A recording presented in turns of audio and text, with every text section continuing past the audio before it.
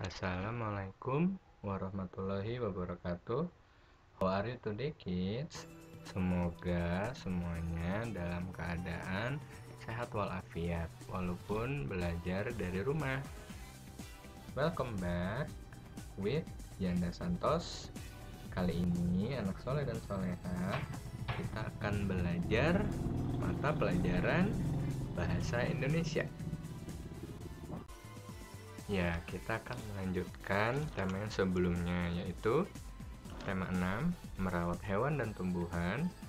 Subtema 2, merawat hewan di sekitarku. Muatan pelajaran bahasa Indonesia. Adapun tujuan pembelajaran video kali ini adalah: yang pertama, menjelaskan hewan menggunakan huruf tegak bersambung. Yang kedua, aturan penggunaan huruf kapital pada teks. Yang ketiga, penggunaan huruf kapital pada nama hari. Yang keempat, penggunaan huruf kapital pada nama bulan. Yang kelima, penggunaan huruf kapital pada nama orang. Dan yang terakhir, penggunaan huruf kapital di awal kalimat. Before we study, let's say basmalah together. Bismillahirrohmanirrohim. Ayo, ingat kembali cara menulis huruf tegak bersambung. Saat menulis, kamu harus memperhatikan beberapa hal.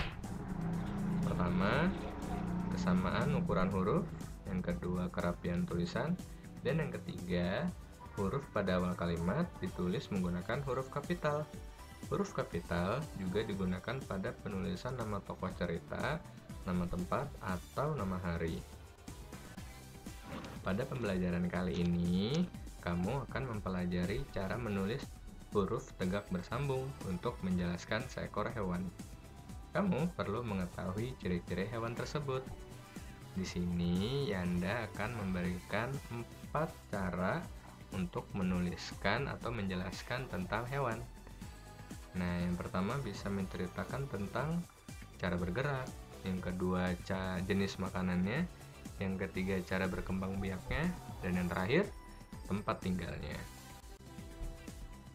Nah, berikut ada contoh tentang menjelaskan atau menceritakan seekor hewan.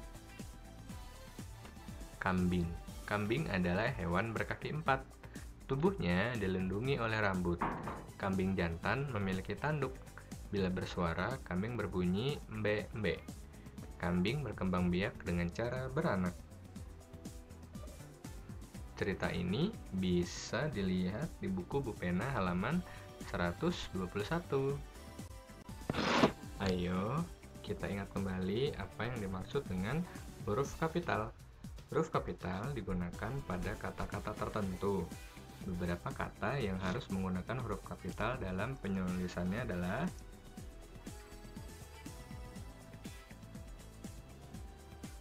yang pertama, kata di awal kalimat. Contohnya, sapi memakan tanaman rumput.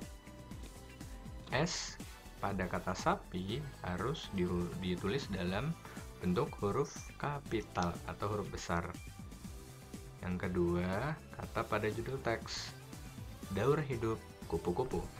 Huruf D, H, dan K harus ditulis dalam bentuk huruf kapital karena terdapat sebagai judul teks.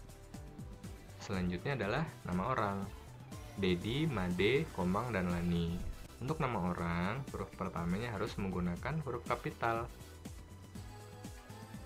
Dan yang keempat, nama bulan dan hari, seperti Januari, Februari, Senin, dan Kamis, harus ditulis dengan menggunakan huruf kapital.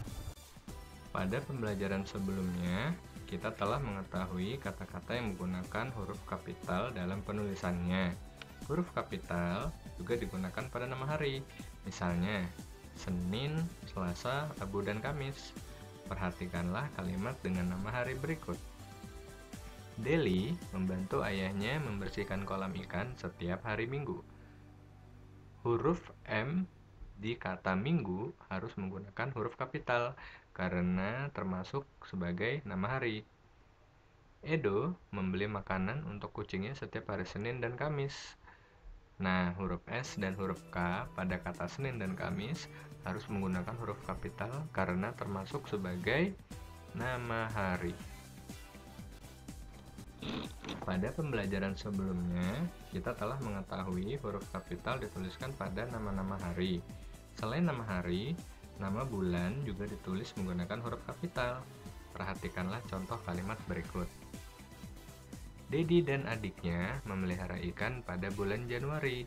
Huruf J pada kata Januari berbentuk huruf kapital karena termasuk sebagai nama bulan. Telur ayam milik Pak Joko akan menetas pada bulan Mei. Huruf M di kata Mei harus menggunakan huruf kapital karena termasuk sebagai nama bulan. Masih ingatkah kamu aturan tentang penggunaan huruf kapital? Huruf kapital digunakan pada awal beberapa kata, misalnya pada nama orang. Perhatikanlah contoh kalimat dengan nama orang berikut. Dedi dan Made membeli ikan hias di toko. Huruf D dan huruf M, huruf D pada Dedi dan huruf M pada Made harus menggunakan huruf kapital karena termasuk sebagai nama orang. Fitri bertemu dengan Komang saat ingin membeli makanan untuk kucing peliharaannya. Huruf F pada kata Fitri dan huruf K pada kata Komang harus menggunakan huruf kapital karena termasuk nama orang. Selain digunakan pada nama hari dan nama orang, huruf kapital juga digunakan pada kata di awal kalimat. Beberapa contoh kata di awal kalimat adalah sebagai berikut.